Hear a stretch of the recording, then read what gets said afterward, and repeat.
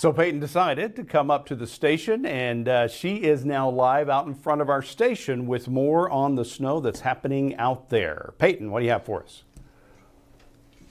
Yeah, that's right, Charles. I was out there earlier today about 2 p.m., but now I'm back. I'm standing in front of the News Press Now station, and like Jared said, on average, we're about 10 inches of snow right now, and I'm 5'2", okay, and I'm pretty short, so it's all the way up to my shins right now, and when I stick this ruler in, it's almost all the way gone, so we're maybe pushing that 12 inches of snow here pretty soon, because these conditions are going to keep at it for the next couple of hours, and like I said in my video, my hands were red, and they are now. So I am freezing out here. Definitely do not be out here unless you absolutely have to be. But again, the roads are covered with snow. You can see behind me, I can barely see those power poles up in front of me right now. Probably about a quarter mile of visibility, and you can see that just the snow is coming down. We are in that full blizzard mode right now, and we saw that even earlier on in the afternoon, and we're still seeing it for this evening.